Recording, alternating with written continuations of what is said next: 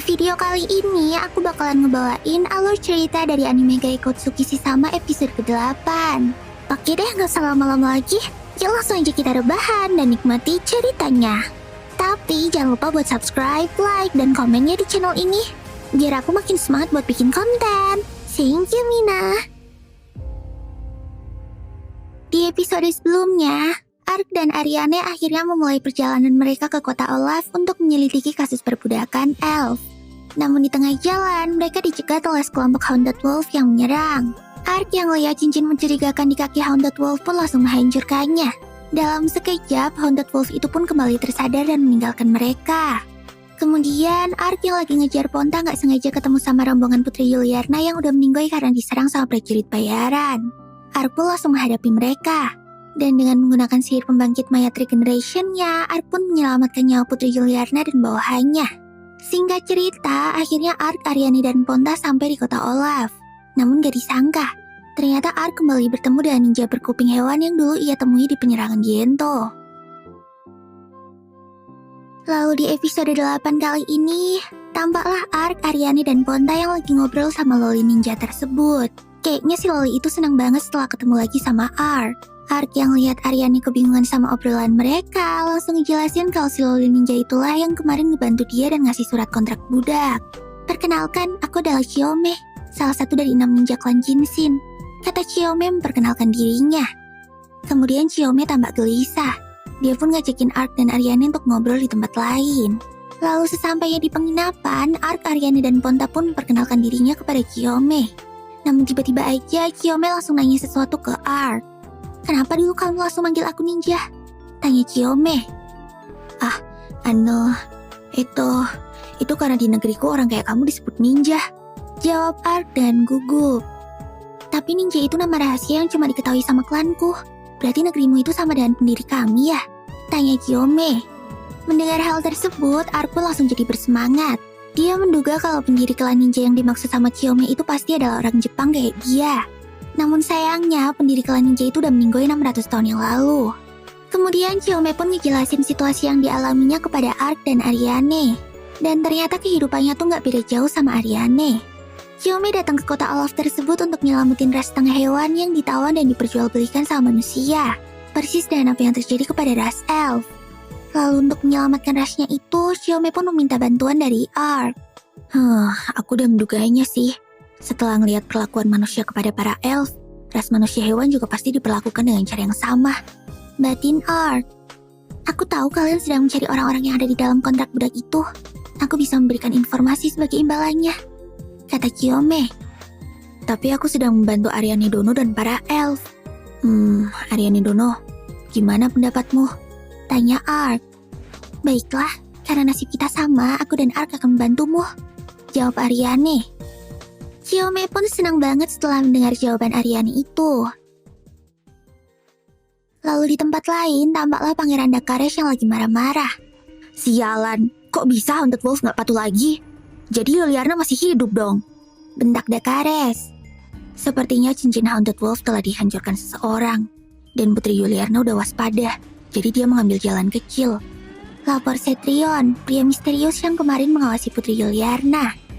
Ternyata dalam dibalik pembunuhan Putri Yuliarna dan sikap agresif yang ditunjukkan oleh para monster itu adalah ulah Dakares.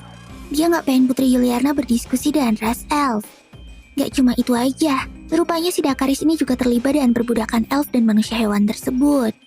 Cetrion ngasih tahu kalau bisnis budak mereka jadi sulit setelah terjadi penyerangan di Diento kemarin. Dia juga mengatakan kalau salah satu pelakunya adalah elf, dan kemungkinan sebentar lagi mereka akan sampai ke kota Olaf. Dakares yang mendengar hal tersebut pun jadi semakin emosi dan ketakutan. Jadi mereka mengincar nyawaku ya? Terus aku harus gimana? Lakukanlah sesuatu, Cetrion! Teriak Dakares. Lalu Cetrion pun menyarankan agar Dakares bersembunyi di rumah persembunyian yang gak diketahui oleh siapapun. Dan dengan segera Dakares pun langsung menuju ke tempat itu. Kembali ke Ark dan yang lainnya yang sedang berjalan di dalam hutan. Kayaknya Chiyome ingin menunjukkan tempat yang akan mereka serang. Berarti pendirimu itu manusia hewan ya? Tanya Ark penasaran. Bukan kok, pendiriku adalah seorang manusia yang bernama Hanzo, jawab Chiyome. Lalu Chiyome pun mulai menceritakan sejarah klannya kepada mereka. Ternyata dulu Hanzo adalah seorang pengintai yang dipekerjakan oleh Kekaisaran Revlon. Tapi dia melindungi dan menyelamatkan para manusia hewan yang dianiaya oleh Kekaisaran dan dijadikan bawahannya.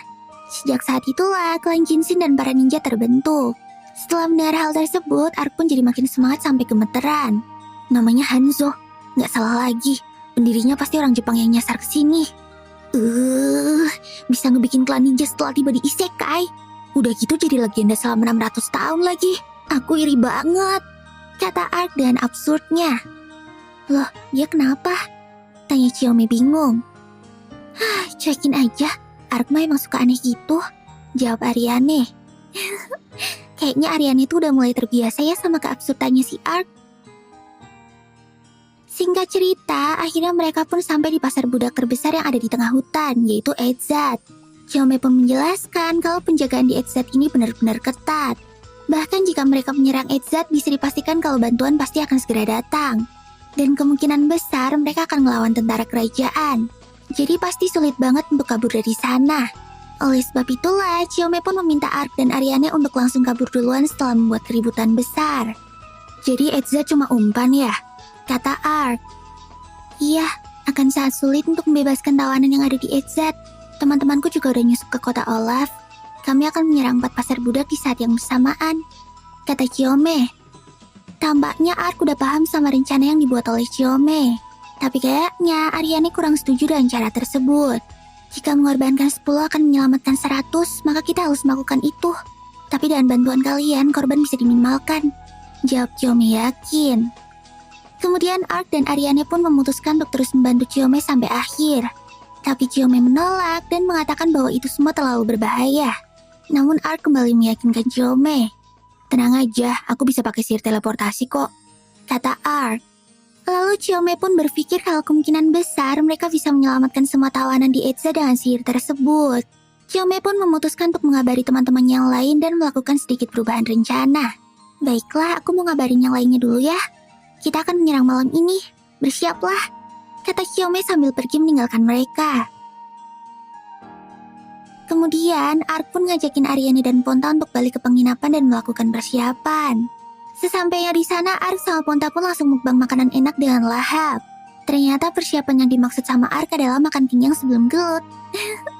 Eyalah Ark kirain mau persiapan perang. Setelah itu, mereka pun langsung bersiap untuk menyerang Edzat. Tapi di tengah hutan, tiba-tiba Ark nunjukin kostum penyamarannya ke Ariane. Hahaha, kostum ini keren banget kan Ponta? Tanya Ark dengan semangat. Kill, jawab Ponta dengan jijik. Saat ngeliat penampakan yang aneh banget itu, Ariane langsung pasrah. Dia udah gak bisa berdebat lagi soal selera Ark yang norak. Sabar ya Ariane. Gak lama setelah itu, Chiyome pun muncul dan seorang temannya yang berbadan besar dan serem. Dia pun langsung memperkenalkan temannya itu kepada mereka. Rupanya om-om serem itu adalah Goemon, salah satu dari 6 ninja klan Jinsin. Goemon? Batin Ark kaget. Apa Chiyome itu nama aslimu? Tanya Ark. Bukan, Chiyome itu adalah nama yang udah diturunin dari tiap generasi kepada 6 ninja terbaik, jawab Chiyome. Wah, gak salah lagi. Namanya itu diambil dari kunoichi terkenal, yaitu Mochizuki Chiyome. Dan pendirinya adalah Hattori Hanzo. Terus yang di depanku ini adalah Isakawa Goemon. Jadi di 6 ninja lainnya pasti ada yang bernama Sarutobi Sasuke dan Kirigakure Saizo, batin Ark. Lagi-lagi Ark pun kembali bersikap absurd di depan Chiyome dan yang lainnya. Terus waktu Goemon lagi ngeliatin Ark, tiba-tiba dia langsung nyerang Ark. Dan mereka berdua pun langsung beradu kekuatan. Chiyome sama Ariane langsung panik dong waktu ngeliat mereka. Tapi setelah itu, Ark dan Goemon malah ketawa-ketawa sambil pelukan. Hahaha, kamu hebat juga, kata Goemon. Hehe, kamu juga hebat bro, tambah Ark. Wah, dasar om-om bikin panik aja deh. Ternyata mereka berdua tuh cuma saling ngetes kekuatan doang. Hehe. Kemudian mereka semua pun segera bersiap buat menyerang Edzat. Rencananya Ark dan Goemon akan membuat keributan di gerbang depan untuk mengalihkan perhatian. Sedangkan Chiyome dan Ariane bakalan menyelinap masuk lewat belakang.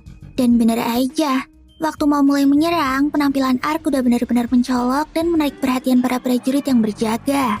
Bahkan mereka pun langsung bersiaga buat melawan Ark dan Goemon.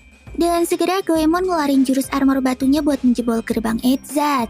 Para prajurit yang ada di dalam pun langsung panik dan fokus buat menghadapi Ark sama Goemon.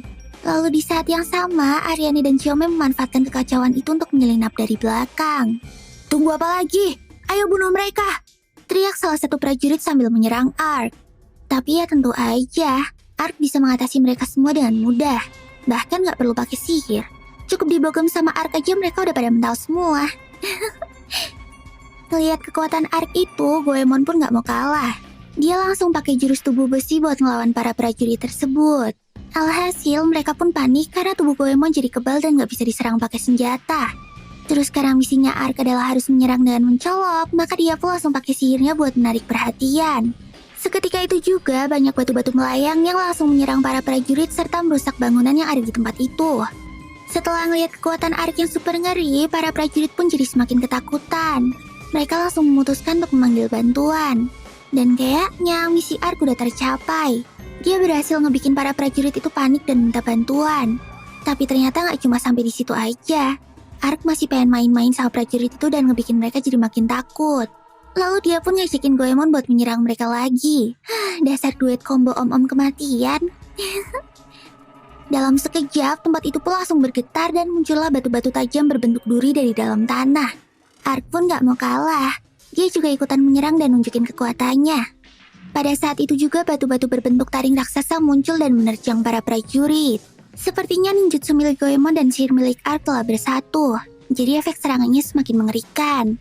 Bahkan taring-taring batu itu terus muncul sampai memenuhi halaman Edzard. Alhasil Goemon dan Ark pun langsung terkubur di dalam reruntuhan batu itu. Kemudian Ariane yang melihat kelakuan Ark dari kejauhan cuma bisa menghela nafas. Si kerangka sombong itu udah terkubur puing-puing tuh, kata Ariane. Chiyome pun gak menyanyiakan kesempatan tersebut dan langsung ngajakin Ariane sama Ponta untuk bergegas masuk. Nah, inilah akhir dari anime Gaikotsuki Sama episode ke-8. Terus, akankah misi penyelamatan mereka berjalan lancar? Penasaran kan? Dan jangan lupa buat subscribe, like, dan komen di video ini ya. Kalian juga bisa follow sosmed aku dan channel-channelku yang lain. Linknya udah aku taruh di deskripsi. Oke deh, sekian dulu ya videoku kali ini.